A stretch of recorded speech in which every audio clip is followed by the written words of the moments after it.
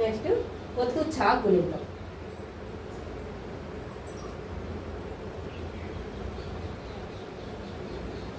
చా యొక్క మొదటి రూపం ఇది. ఛాకి పొల్లిస్తే ఇచ్, ఛాకి పొల్లిస్తే ఇచ్. ఇచ్ అనే అక్షరానికి హల్లుకి ఆ అనే అచ్చు వచ్చి చేరితే ఆ యొక్క గుర్తు తలకట్టు. ఆ యొక్క గుర్తు ఏంటమ్మా? తలకట్టు. అంటే ఛాకి తలకట్టిస్తే ఛా, ఛాకి తలకట్టిస్తే ఛా. అలాగే ఇచ్ అనే హల్లుకి ఆ అనే అచ్చు వచ్చి చేరితే ఆ యొక్క గుర్తు దీర్ఘం, ఆ యొక్క గుర్తు దీర్ఘం. అంటే ఛాకి దీర్ఘం ఇస్తే ఛా, ఛాకి దీర్ఘం ఇస్తే ఛా. ఇచ్ అనే హల్లుకి ఈ అనే అచ్చు వచ్చి చేరితే ఈ యొక్క గుర్తు గుడి, ఈ యొక్క గుర్తు గుడి. ఛాకి గుడిస్తే చి, ఛాకి గుడిస్తే చి.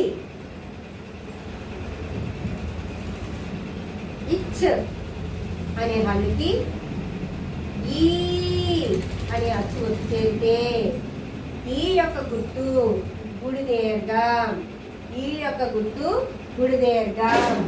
అంటే ఛాకి గుడి దీర్ఘం ఇస్తే ఛీ, ఛాకి గుడి దీర్ఘం ఇస్తే ఛీ. ఇచ్ అనే హల్లుకి ఊ అనే అచ్చు వచ్చి చేరితే ఊ యొక్క గుర్తు ఏంటమ్మా? కొమ్ము. ఊ యొక్క గుర్తు కొమ్ము. ఛాకి కొమ్మిస్తే ఛు, ఛాకి కొమ్మిస్తే ఛు. నెక్స్ట్ ఇచ్ అనే అక్షరానికి ఊ అనే అచ్చు వచ్చి చేరితే ఊ యొక్క గుర్తు కొమ్ము దీర్ఘం. ఊ యొక్క గుర్తు ఏంటమ్మా? కొమ్ము దీర్ఘం. అంటే ఛాకి కొమ్ము దీర్ఘం ఇస్తే ఛూ అవుతుంది, ఛాకి కొమ్ము దీర్ఘం ఇస్తే ఛూ అవుతుంది. నెక్స్ట్ ఇచ్ అనే హల్లుకి అరు అనే అచ్చు వచ్చి చేరితే అరు యొక్క గుర్తు రుత్వం, అరు యొక్క గుర్తు రుత్వం. ఛాకి రుత్వం ఇస్తే శ్రు ఏమవుతుంది? అప్పుడు ఛాకి రుత్వం ఇస్తే శ్రు అవుతుంది.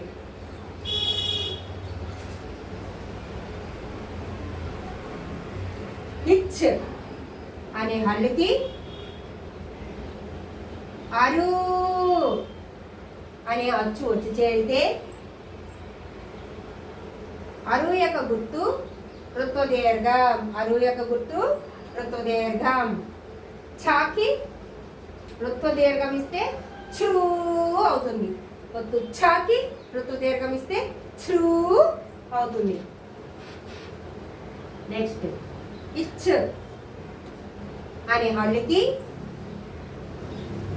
ఏ అనే అచ్చు వచ్చి చేరితే ఏ అంటే ఏ యొక్క గుర్తు ఏత్వం, ఏ యొక్క గుర్తు ఏత్వం వచ్చి చేరితే ఏమవుతుందమ్మా? ఛాకి ఏత్వం ఇస్తే ఛే, ఛాకి ఏత్వం ఇస్తే ఛే. నెక్స్ట్ ఇచ్ అనే హల్లుకి ఏ అనే అచ్చు వచ్చి చేరితే ఏ యొక్క గుర్తు ఏత్వం, ఏ యొక్క గుర్తు ఏత్వం. అంటే ఛాకి ఏత్వం ఇస్తే ఛే, ఛాకి ఏత్వం ఇస్తే ఛే. ఇచ్ అనే హల్లుకి ఐ అనే అచ్చు వచ్చి చేరితే ఐ యొక్క గుర్తు ఐత్వం, ఐ యొక్క గుర్తు ఏంటమ్మా? ఐత్వం వచ్చి చేరితే ఏమవుతుంది? ఛాకి ఐత్వం ఇస్తే ఛై, ఛాకి ఐత్వం ఇస్తే ఛై అవుతుంది. అలాగే ఇచ్ అనే హల్లుకి ఓ అనే అచ్చు వచ్చి చేరితే ఓ అంటే ఓ యొక్క గుర్తు ఓత్వం. ఓ యొక్క గుర్తు ఓత్వం. అంటే ఛాకి ఓత్వం ఇస్తే ఛో. ఛాకి ఓత్వం ఇస్తే ఛో అవుతుంది. ఇచ్ అనే హల్లుకి ఓ అనే అచ్చు వచ్చి చేరితే ఓ యొక్క గుర్తు ఓత్వం. ఓ యొక్క గుర్తు ఓత్వం. అంటే ఛాకి ఓత్వం లేదా ఓత్వ దీర్ఘం ఇస్తే ఛో అవుతుంది. నెక్స్ట్ ఇచ్ అనే హల్లుకి ఔ అనే అచ్చు వచ్చి చేరితే ఔ యొక్క గుర్తు ఔత్వం. ఔ యొక్క గుర్తు ఏంటమ్మా ఔత్వం. అంటే ఛాకి ఔత్వం ఇస్తే ఛౌ. ఛాకి ఔత్వం ఇస్తే ఛౌ అవుతుంది. నెక్స్ట్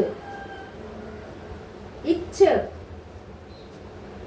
అనే హల్లుకి అం అనే అక్షరం వచ్చి చేరితే అం యొక్క గుర్తు సున్నా.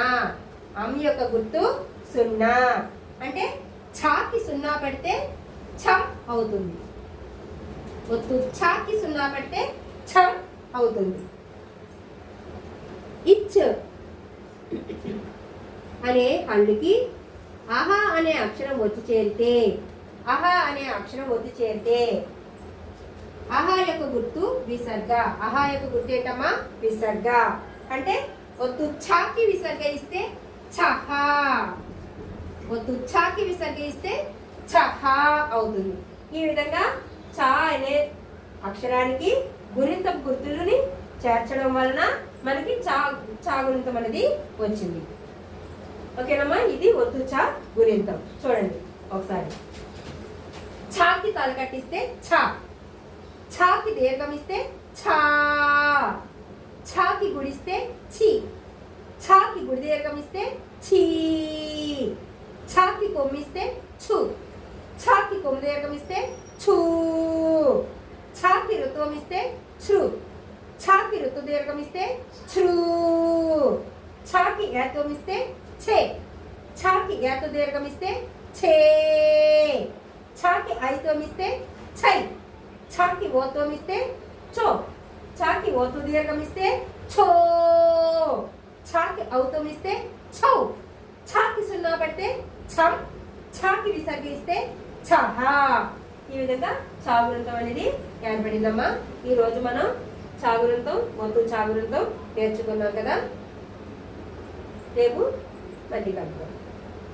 మీకు ఈ వీడియో నచ్చినట్లయితే లైక్ చేయండి, షేర్ చేయండి, అలాగే సబ్స్క్రైబ్ చేయండి అమ్మా.